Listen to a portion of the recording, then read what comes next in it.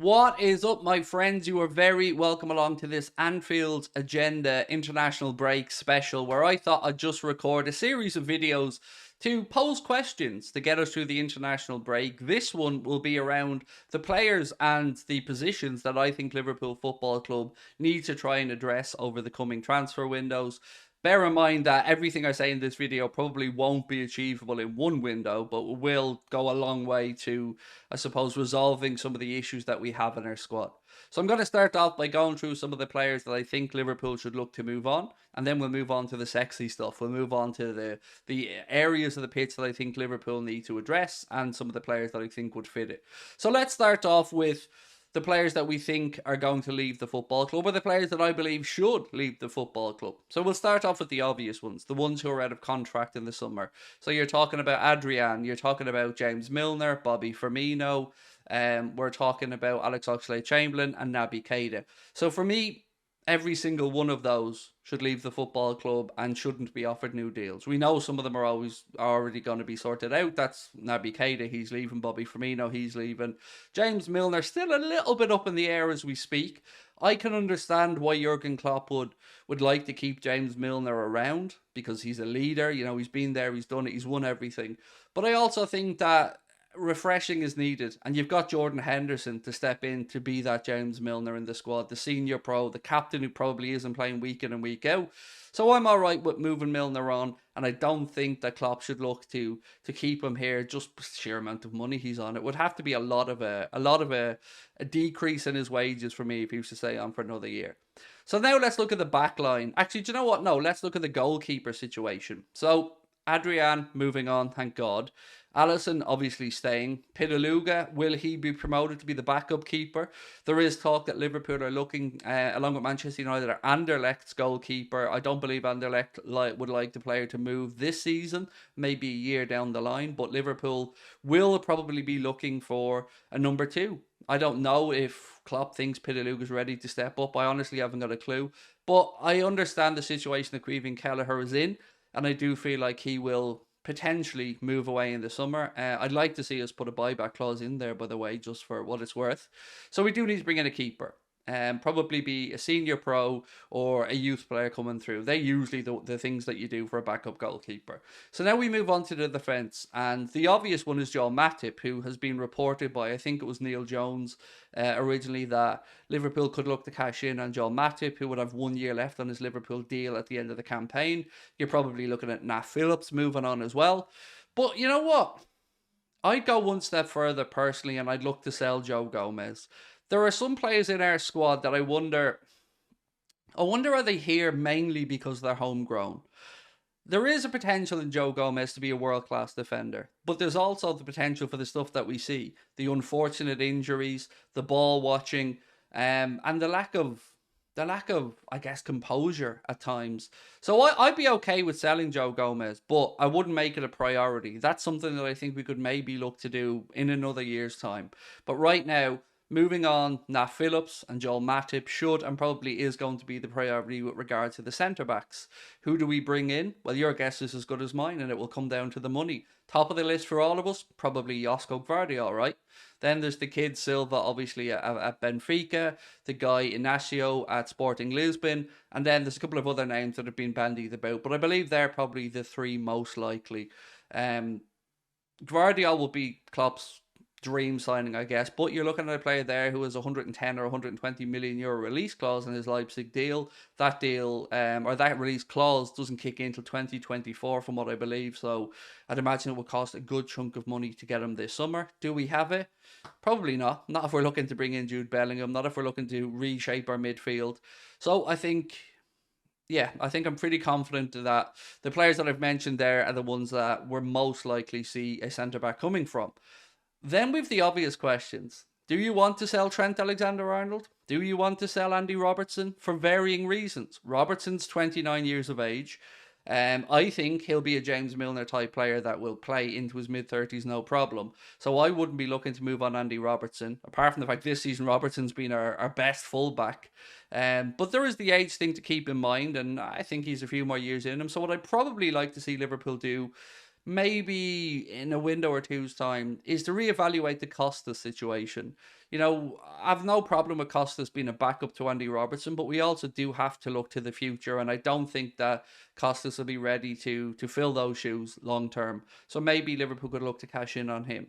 At right back, well, this is the difficult one, isn't it? Trent Alexander-Arnold. When we are attacking, when we are penning teams in, when we are at our brilliant gegenpressing best, Trent isn't so much of a liability. But when we're forced to defend, when teams counter us, then I think we face problems with Trent. And some of these problems we're just unwilling to discuss publicly. Some of these problems we're unwilling to acknowledge. But I think as fans, we have to. Trent has deficiencies. It's okay to say that. He's still wonderful with the ball at his feet, but he's not producing this season.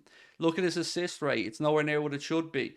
We're just not getting what we should be getting in offense from Trent, and we've always known about the defensive deficiency. So could you sell Trent Alexander-Arnold? It would be a huge, huge call, but I wouldn't be against it. I've got to be honest, we can't carry any passengers anymore. And Trent, will he be a midfielder? I don't know. I genuinely don't know, because it's not Trent's ability that worries me. It's his body language. It's the way he carries himself on the pitch. It's that nonchalant attitude that I think has wound up a lot of Liverpool fans over the last couple of seasons. And I don't see that changing. So that's probably the one big question mark I would put over all of this.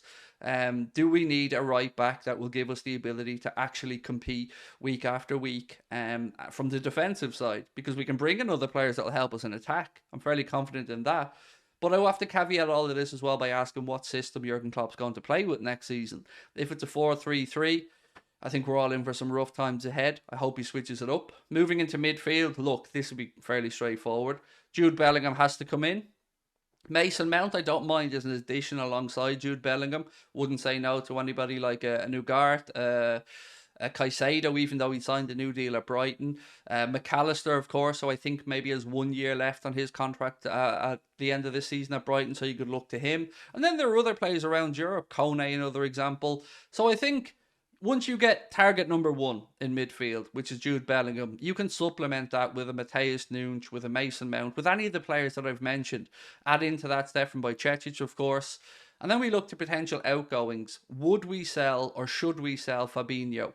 I think yes. I think Fabinho should be sold this summer, and Liverpool would recoup a not insignificant amount of money for him. Then you've got to take into account that Thiago has 1 year left, so it'd allow him to see out that year before he moves on. Curtis Jones, you know my stance on Curtis Jones. I would sell Curtis Jones in a heartbeat. I don't ever see a way that he's good enough to consistently be picked by Jurgen Klopp. And again, I would ask the question, are we keeping him here because he's scouts, because he's homegrown? I don't see how he impacts the squad in a positive way. So for me, I'd move him on and look to bring in maybe another younger or experienced even homegrown player who could add to the squad and help us fulfill that homegrown quota that we need to fulfill. So we've also got Harvey Elliott in midfield. So I don't really see any more need to move players on. We're losing Milner, we're losing Keita. I'd sell Fabinho, I'd sell Curtis Jones, but I would look to bring in 3 or 4 midfielders then to fill that void, one of them being Jude Bellingham.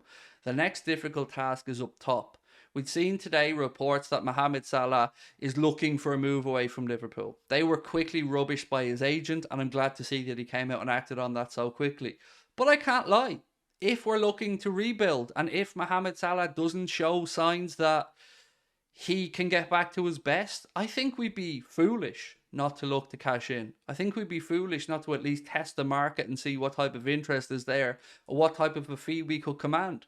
Because we do have Diaz, we do have Jota, we do have Darwin Núñez, we do have Cody Gakpo, we do have Cade Gordon, we do have Ben Doak, we do have Harvey Elliott, we do have Fabio Carvalho. We're not lacking in potential attacking players. And if there's one thing that I don't think I think you'll agree with me on, is that there's no lack of pacey forwards around the world right now. And I think Liverpool could probably look to bring in somebody to take those minutes away from Mo. Now, I'm not saying we sell Mo, but if we need to start bringing in money to try and supplement Jurgen Klopp's rebuild, well, I would say Fabinho, Curtis Jones, Matip, Caoimhín Kelleher for different reasons other than his form, because I think Caoimhín Kelleher is more than good enough.